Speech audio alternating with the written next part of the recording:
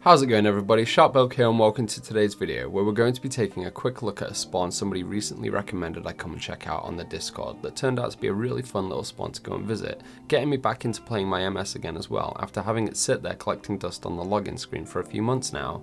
So, the spawn we're covering today my friends is called the Undead Fortress, which can be accessed by using the death portal at the Halls of Hope found north of THAIS here. But before we get stuck into the video itself, can we just take a quick second to appreciate the back-to-back boots of haste drop I got while hunting here from these two necromancers. So in order for you to be granted access to the death portal here, you'll first have to bring 50 pelvis bones to NPC Albinius for him to allow you to use it. Once you've collected enough bones, simply talk to him and say the words hi, death portal and yes, and you'll now be able to enter the Undead Fortress. Now that we've gotten access to the spawn, we can now begin talking about the place itself. So when hunting here, you'll be encountering a large variety of different mobs whilst making your way through its hallways. The heavy hitters you'll want to look out for when in the spawn are the Vile Grandmasters, though the few liches that can be found in some of the rooms here can also be quite scary due to their ability to paralyze you, along with the bone beasts they are able to summon also showing this ability too. So a few ill-timed sidesteps and one unfortunate paralysis here can literally be the recipe for a one-way ticket straight to temple, so be careful. One more thing to note about the creatures that I found here is that there is a single twisted shaper that spawns on -2 that you'll just want to avoid altogether whilst hunting here due to its high hit points and elemental resistance that wasting the time in killing will be just that, a waste of time. So make sure that once you're done with pulling the room that it's found in, run straight past it and continue on into the next room. Otherwise your EXP and L will suffer because they take so much longer to kill. Which after having just mentioned about elemental resistances, I guess now would be a good time to talk about which runes you should be looking to bring when here and why. So with that said, ideally your main source of damage will be from using avalanche runes to bring each of the room's inhabitants to its knees. But if you find there to be any stragglers after the majority of the room has been dealt with, be sure to use a sudden death rune on the knights to quickly deal with them, and either a strong ice or fire strike to kill off the lone necromancer and liches due to their immunity to death damage.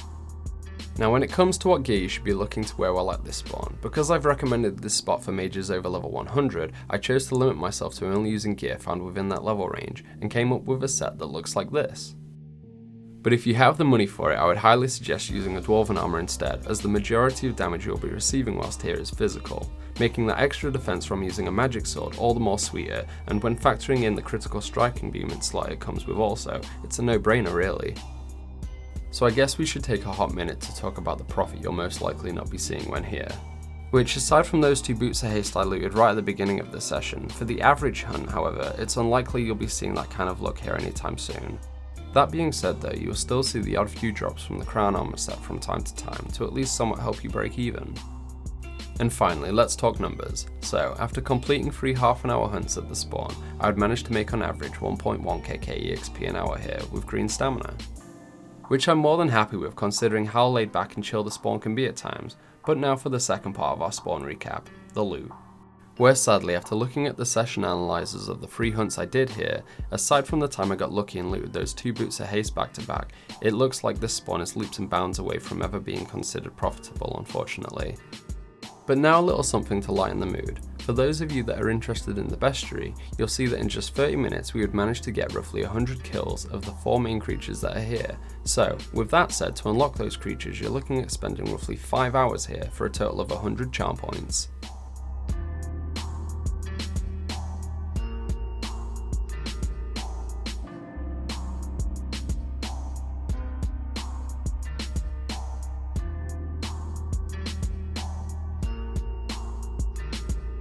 And that was pretty much the Undead Fortress in a nutshell for you guys, which all in all I really enjoyed my time here and I'm looking forward to roaming its halls once more in the future sometime. Anyway, if you guys have any suggestions on any other spawns you'd like to see me cover in the near future, please be sure to leave them in the comments below. Also, after watching this video you fancy giving the spawn a try for yourselves, please do come back and leave a comment with how things went for you, as I would love to know about how much you guys can manage to get out of this place. And with that boys and girls, I'll be back with another video real soon, but until then, take good care of yourselves. Bye bye.